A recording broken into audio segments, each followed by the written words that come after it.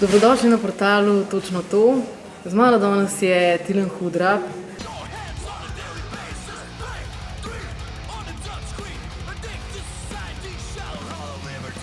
V bistvu sem ga hotela najaviti kot enega bolj uspešnih glasbenikov slovenskih v svetu, ampak mislim, da brez pretiravanja bi lahko rekla, da je edini toliko uspešen glasbenik na svetovni ravni.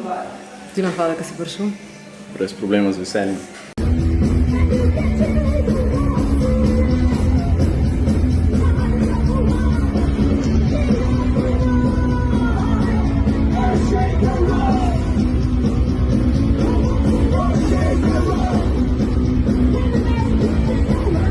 Bom jo kar začela s tvojim stavkom, ki si ga rekel v dokumentarcu Železne stopinje, da če bi obstajal recept za uspeh, bi ga ti že prodajal. Ja. In kva človek rab za tako neverjetno zgodbo, da mu pač uspe to, kar je pač tebi uspelo? Predvsem rabi ekstremno voljo. To je definitivno prva stvar.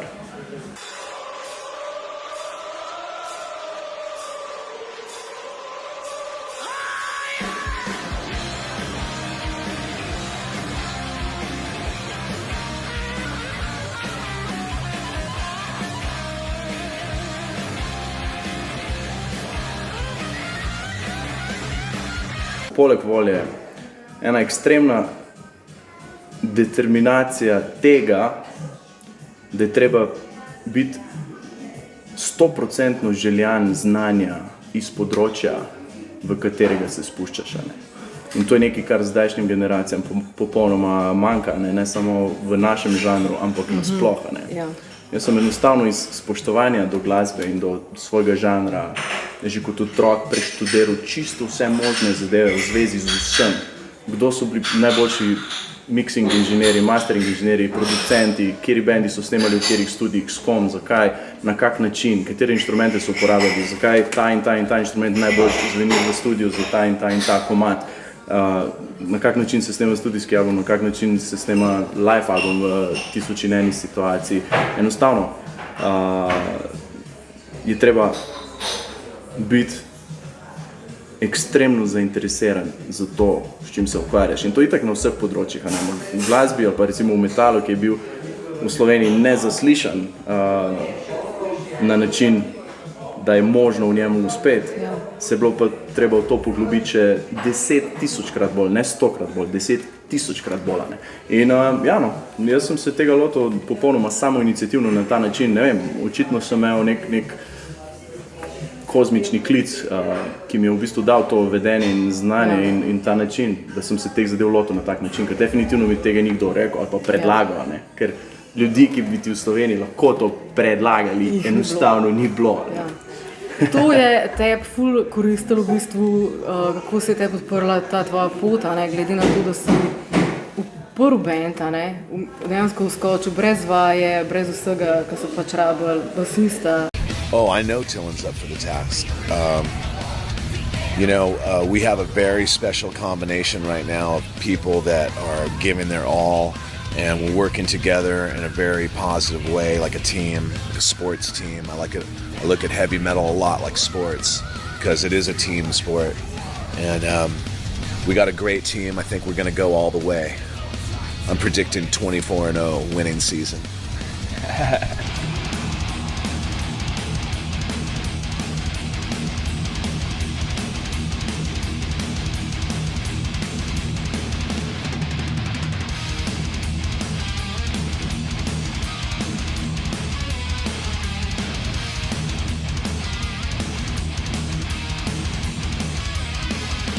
Dejansko sem vse bende, v katerih sem igral, torej mednarodne, pa so bili iz Amerike, iz Nemčije, iz Nizozemske, iz vseh teh možnih različnih držav, sem jih poznal kot otrok, torej ne samo po imenu, ampak tudi diskografsko, tudi dejansko po komadih. Od vsakega teh bendov sem vedel pač večino zadev. Ne, da sem bil fan idolov, itak nimam, imam samo ljudi v življenju, ki so ekstremno vplivali na mene.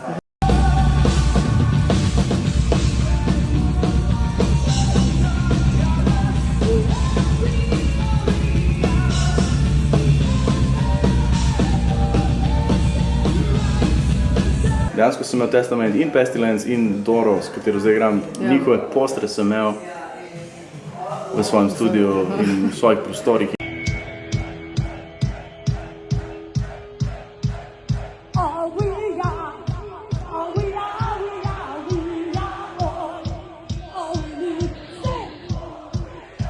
Ti trije recimo so bili eni izmed teh, ki so bili na mojih postrih 20 let pred tem, da sem igral z njimi. In to je popolnoma nepredstavljivo. Že v Sloveniji bi bilo čudno in adijo pamet, da bi imel nekdo, ne vem, poster, zdaj bom rekel na pamet, ne vem, Bigfoot Man, 20 let v sobi in pol bi igral z njimi. Tukaj Vinko, ki je oboževal pomarančo in je igral Tako. Že to je, mislim, je dosti mindfuck situacija. Ampak večina ljudi pol tu, predvsem v taki mali periferni državi, kot je Slovenija, se enostavno ne zaveda, kaj je to, ko se ti to zgodi z bendom, ki je iz države, ki ima 300 milijonov prebivalcev ali pa 80 milijonov prebivalcev, v primeru Nemčije, prej v primeru Amerike, in ko igraš z ljudmi, ki si dejansko lahko privoščijo poklicati kogarkoli na planetu, pokličejo po tebe.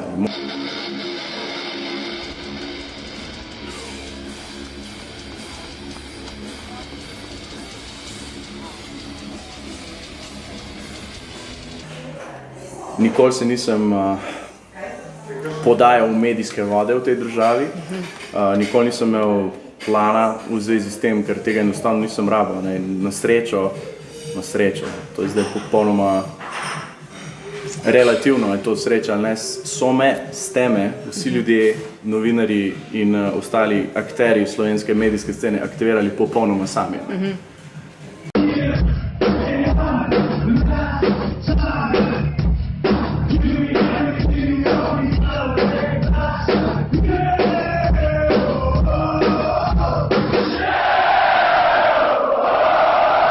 A bi lahko glede na to rekel, da so mediji v Sloveniji, ki jih zanima tudi če kaj drugega, kot sam komercialna scena, kako se ti zdi mediji?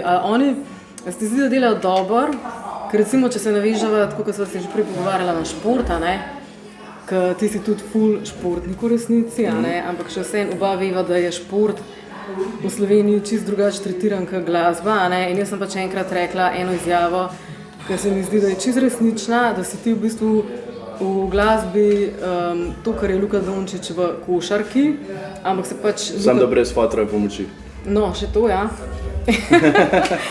In se pač Luka Dončić, zato je pač športnik, tretira drugače, in so zato krivi mediji, so krivi ljudje, zakaj je šport na tako visokem nivoju, če so že pri mediji? Oboje, to je kombinacija vsega. Mislim, najprej bom dodal, da jaz za svojo relativno manjšo prepoznavnost, kot bila v Sloveniji, sem definitivno kriv sam, ker nikoli nisem bil proaktiven v tem, kot bi lahko bil.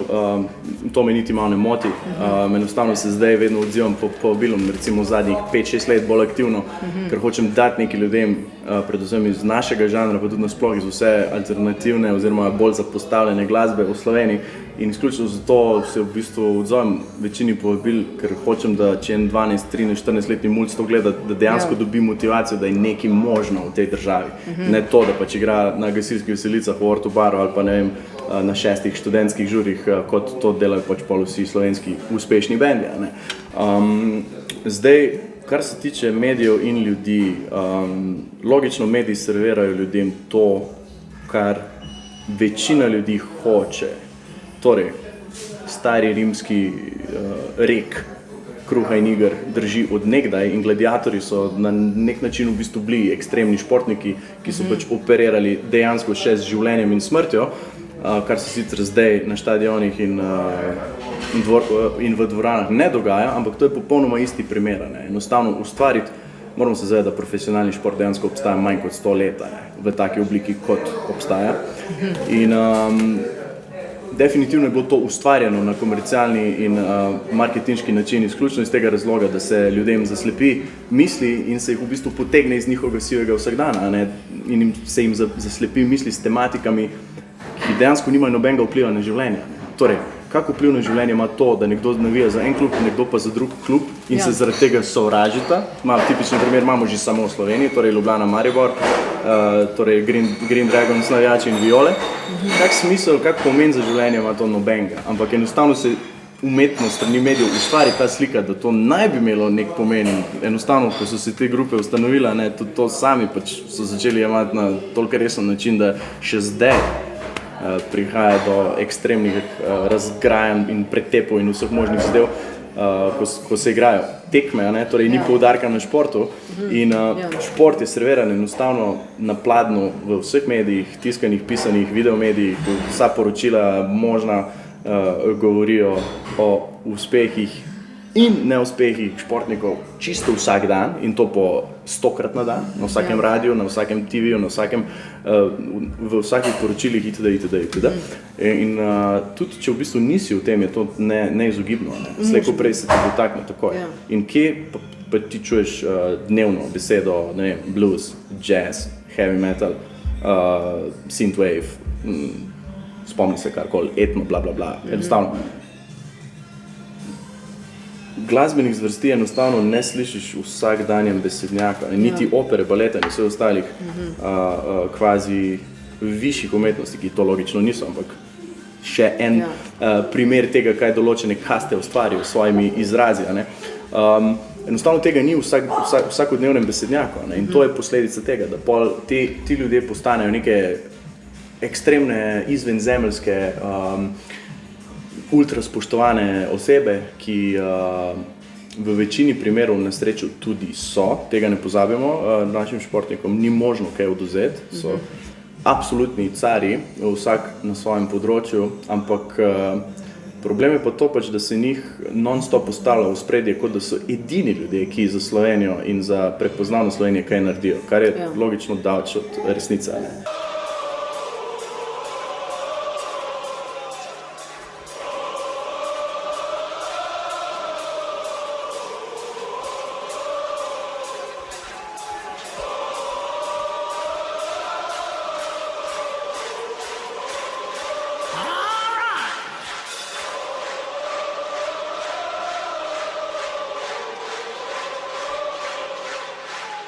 Dobivam message iz Trinidad in Tobaga, iz Rusije, mislim, iz vseh držav, kjer sem igral, ampak recimo v Trinidad in Tobago nisem igral in imam tam fane, ki mi pošiljajo više srumošplate in imajo moje postre torej na stenah, ne. In mislim, kdo pozna Trinidad in Tobago?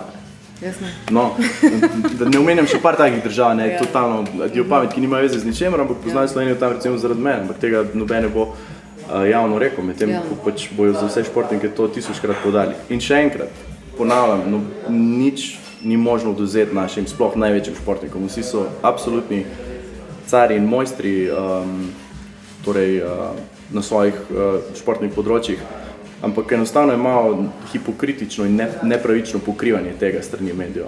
Zato, ker mediji sami določijo, kaj se bo serviralo ljudem in kaj bo v bistvu jih začelo zanimati. Kot je rekel Tone Vogrinc pred 40 leti, ko je Slovenija iz nule postala kar naenkrat alpska smučarska država, kar naenkrat. Naredil je par zvez, torej Bojana Križaja, Matejo Svet, Roka Petroviča, in kar naenkrat se je to začelo ljudem servirati, na dnevni bazi, med poukom, med priporočili, pri tekmah, bla, bla, bla, bla. Tovarne so ustavili, ko se je en spustil za 2 minuti po snegu, in kar naenkrat je res Slovenija postala pač smučarska država. Medtem ko res, ko realno pogledamo, v 40 letih imamo res samo eno izvenserijsko šampionsko osebo in to je Tina Maze. Vsi ostali so bili totalno povprečni ali podpovprečni, smučari in smučarke. Totalno. Mogoče par medalj, drugo, tretje mesto, par zmag od ostalih, ne vem, 3-4, pa še tam, kakaj Ilka Štuvec in podobno, ampak res edina adijo pamet svetovna smučarska šampionka na vseh področjih in olimpijskih in v svetovnem pokalu je bila samo Tina Maze.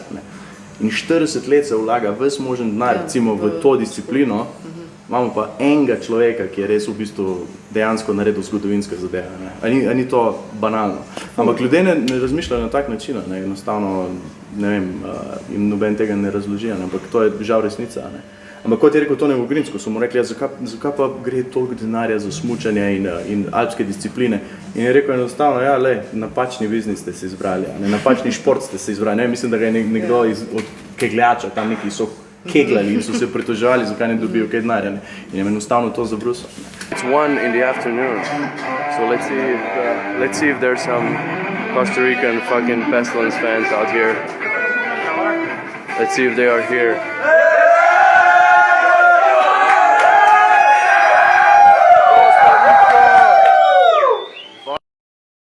A obstaja v Sloveniji rockstar?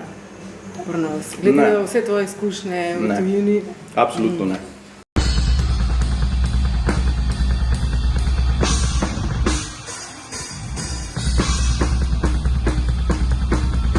Enostavno, rockstar v Sloveniji ni pod klasičnim pomenom te besede in v bistvu definicija. Ne. V Sloveniji ti, ne vem, da igraš enkrat v življenju v Stožicah, zato ker nekdo 2 leti promovira koncert tam in ga dejansko razproda v lastni državi, ne. Drugače pa igraš pač na redni bazi v preopisanih situacijah, ne. Torej študentski žuri, radijski pikniki, gasilske veselice, občinski prazniki in podobno. Mislim, to ne gre eno z drugim, ne. Ja. Glasbeniki kot taki, ja, imamo ogromno odličnih glasbenikov, imamo ogromno ljudi v glasbeni sceni, ki izstopajo, imamo ogromno prepoznavnih ljudi, torej na lokalnem, slovenskem nivoju, ne. Zdaj, da bi pa bil kdo rock zvezda, ne, absolutno ne.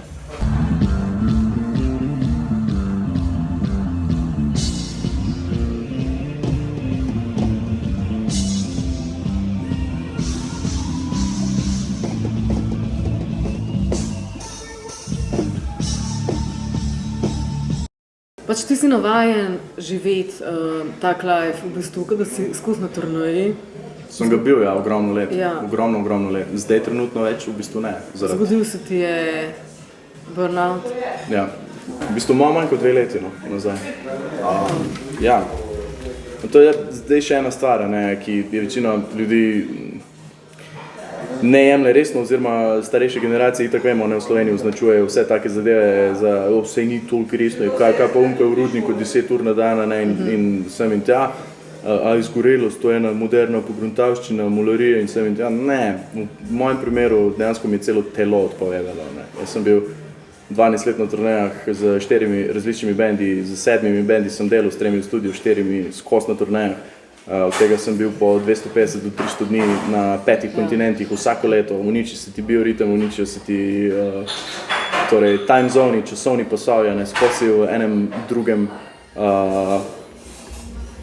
pač skozi se prestavljaš po planetu non-stop, ne, in si v enem tornadu non-stop, možganskem tornadu vsega.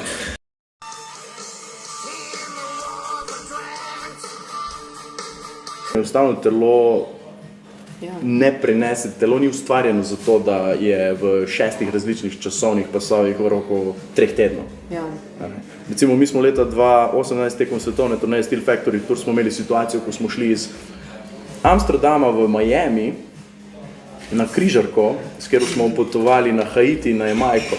Se pravi, smo konec novembra smo šli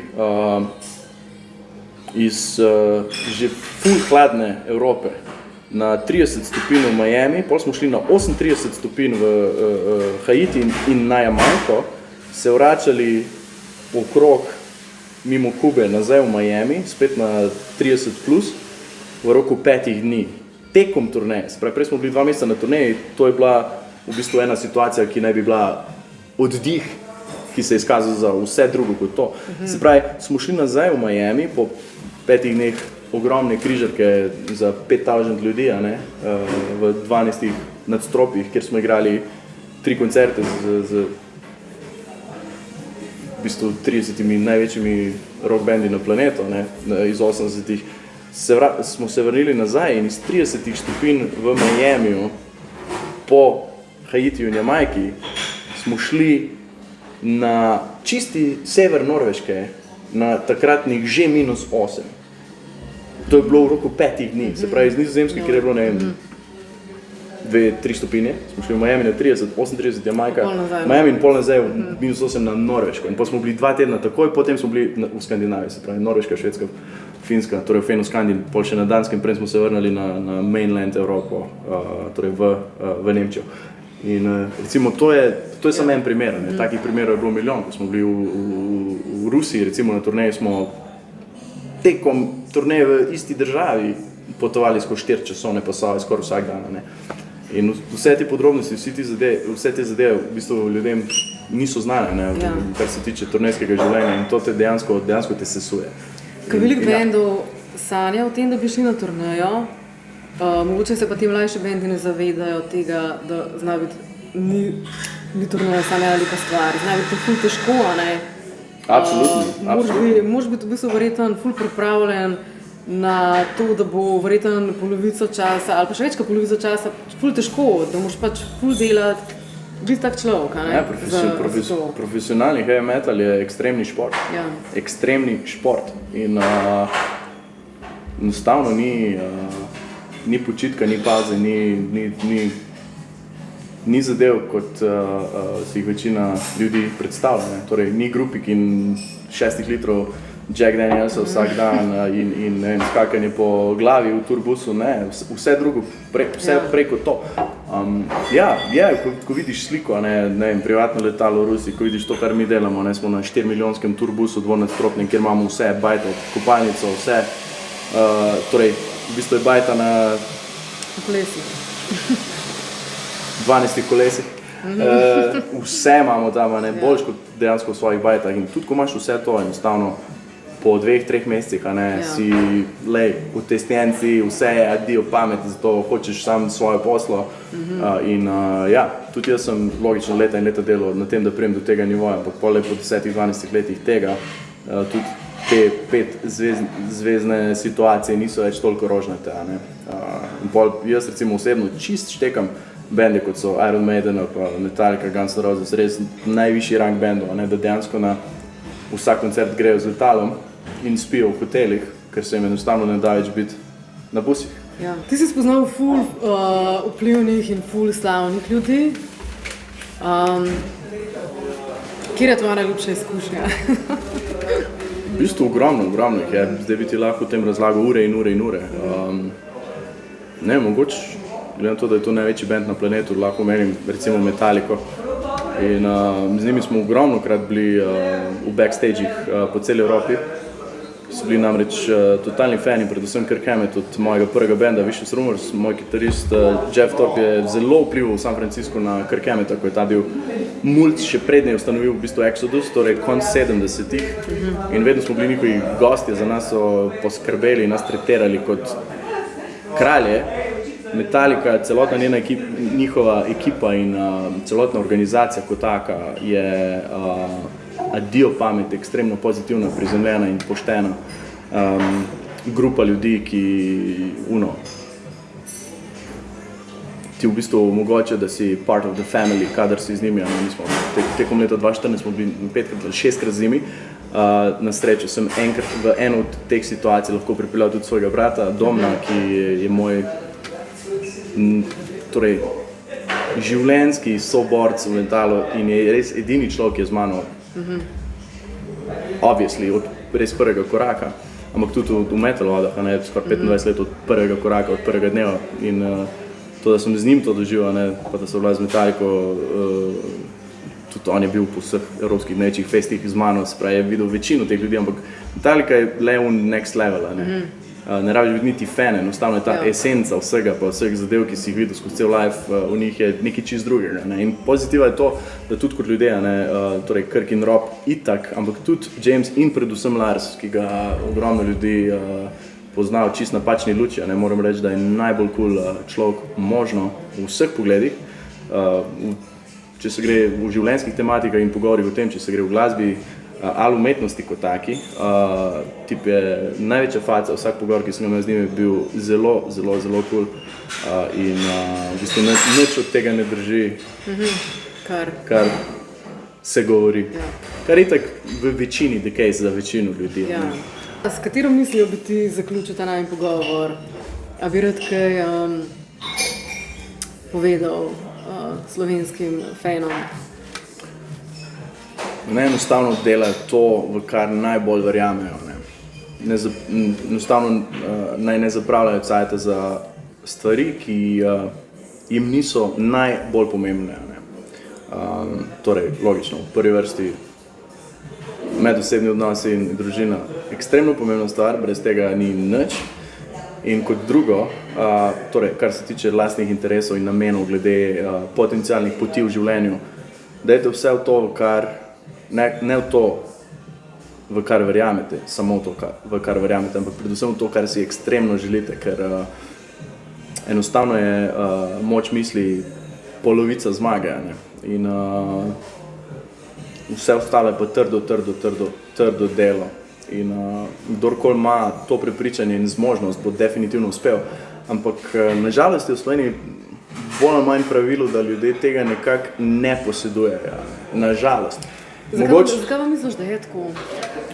Mogoče niti ne toliko zaradi sebe, kot zaradi pritiska družbe in popolnoma nepravične razdelitve moči in tudi, kar se kulture tiče, financ.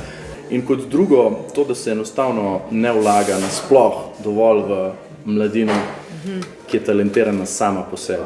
Nažalost, v taki mali državi vse deluje po tem gnilem nepotističnem principu vez in poznanstva, ne? In enostavno ogromnokrat ljudje, ki so ekstremno talentirani, ne dobijo priložnosti, ki bi jo mogli ali pa ki si jo zaslužijo. In taki ljudje v ogromno primerih obupajo. Ja. Obstaja mali procent takih, ki se ne vdajo in enostavno postanejo to, kar nihče ni pričakoval. Ja.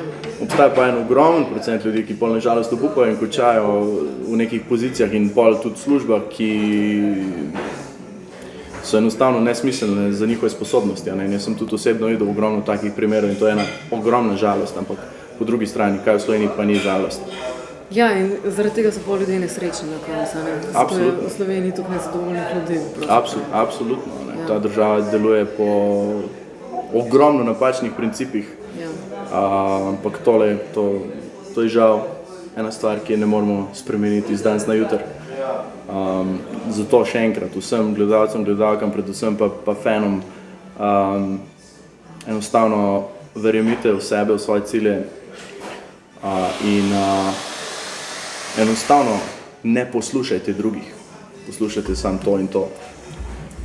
Tako da vzemite si Tilnovo zgodbo za inspiracijo, tudi če niste v glasbi, v kakršnikoli stvari, ki vas zanima.